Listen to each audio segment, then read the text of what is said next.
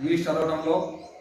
ఆ చదవడం అనేది ఫోనిక్స్ సౌండ్స్ ద్వారా ఎలా నేర్చుకుంటారో ఈరోజు క్లాస్లో చూద్దాం.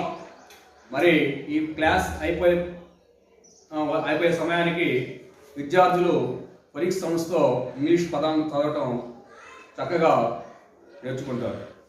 ఒకసారి గమనించండి, మనకి ఇంగ్లీష్లో 27 లెటర్స్ ఉన్నాయి.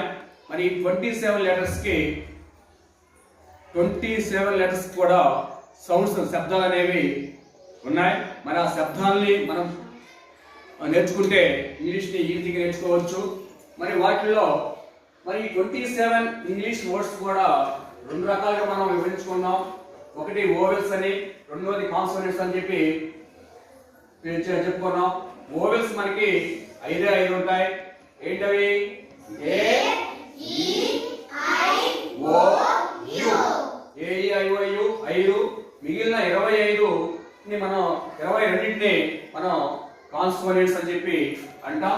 మరి ఈ కాన్సోనెంట్స్, ఓవెల్స్ ని ఏ విధంగా ఉపయోగించాలి, వాటి సౌండ్స్ ఏంటనేది మనం పైన రాస్తాము.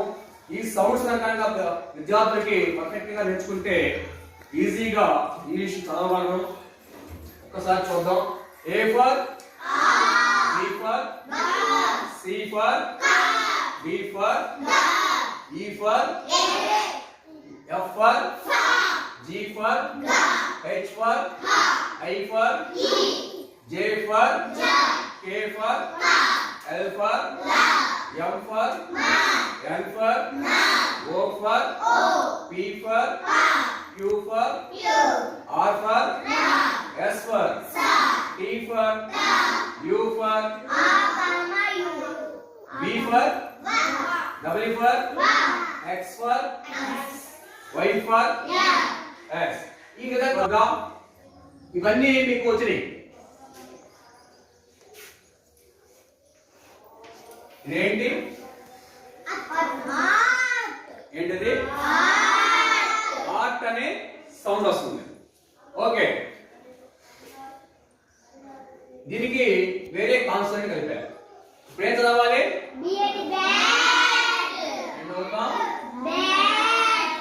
బ్యాట్. మరి అదే దానికి సి కలిపితే ఏమవుతుంది? క్యాట్. ఆర్ కలిపితే ఏమవుతుంది?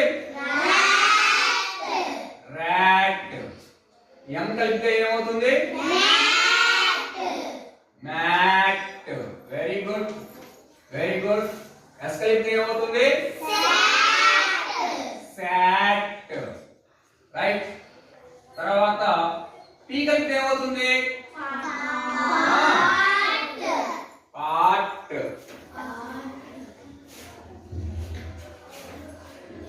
ఎఫ్ కలిపితే ఏమవుతుంది? ఫ్యాట్. ఫ్యాట్. అంతేనా? Very good. Right. Next, very good. SED right. PED FED fed. Very nice, very nice reading. MEd good, బాగా చెప్పారు. సెంటెన్స్ అర్థమైందా? చదువుతున్నారు, దాన్ని బేస్ చేసుకుని మరి వాళ్ళు ఇంగ్లీష్ ఎట్లా చదువుతున్నారో ఒకసారి మీకు చూపిస్తాను. Three butterflies lived in a garden. They were friends. One of them was white, one red, and the other yellow. They played and danced together. They flew together and sucked nectar from the flowers. One afternoon, when the butterflies were playing in the garden, it led to stop. Okay. Okay, na? Thank you.